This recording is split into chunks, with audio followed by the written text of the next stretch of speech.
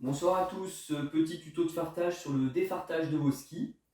Donc aujourd'hui j'ai effectué ma séance de ski classique avec le fart adapté aux conditions du jour.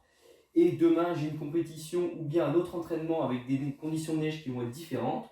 Donc pour cela je vais nettoyer mon ski pour qu'il soit prêt soit au refartage de glisse pour la course du lendemain ou l'entretien, soit pour mon entraînement du lendemain pour appliquer un nouveau fart d'accroche. Donc opération très simple.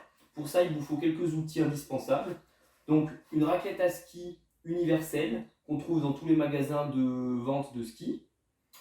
Je conseille aussi une raquette de tapissier, donc raquette de tapissier en métal qu'on peut trouver dans n'importe quel magasin de bricolage. Une feuille de sopalin, du défarteur pour fard d'accroche qu'on trouve aussi dans n'importe quel magasin de ski. Ensuite des chiffons en coton. Et pour ça, le chiffon en coton, il n'y a rien de mieux que le vieux drap de mamie. Soit avec ma raclette universelle, soit avec ma raquette de tapissier, je vais venir prendre mon fart depuis le bas du ski jusqu'au sommet de la zone d'accroche et je vais venir l'enlever avec ma raclette.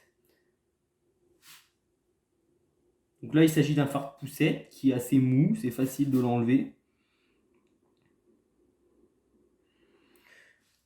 Le surplus de fart que je viens d'enlever, je le mets dans ma feuille de sopalin.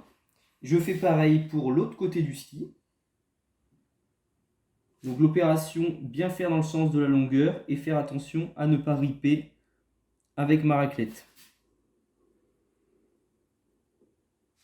Pareil. Ensuite, pour la rainure centrale du ski, soit comme moi, vous avez une raclette de tapissier que j'ai limée dans les angles qui me permet de passer dans la rainure sans abîmer ma rainure, soit vous utilisez un des côtés de la raclette universelle. Le plus fard possible à la raclette de tapissier, on va pouvoir passer à l'opération nettoyage au solvant. Donc là, je viens prendre mon chiffon que je viens imbiber de solvant. Donc ça ne sert à rien d'en mettre beaucoup. Il faut juste que le chiffon soit imbibé et humide de Defartex. Bien penser à refermer la bouteille de Defartex, ça évitera des accidents. Et maintenant, c'est l'huile de coude qui va faire le travail. Donc je viens frotter énergiquement les parties collantes de mon ski pour enlever tous les résidus de fart. Je frotte jusqu'à ce que je ne voie plus de résidus de fart. Les deux côtés du ski.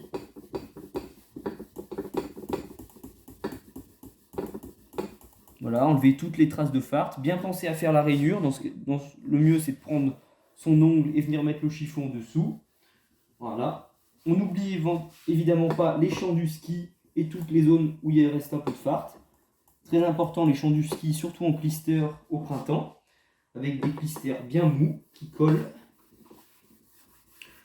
Une fois que je n'ai plus du tout de résidus de fart, je viens prendre mon chiffon sec et enlever les résidus de solvant qui sont sur mon ski.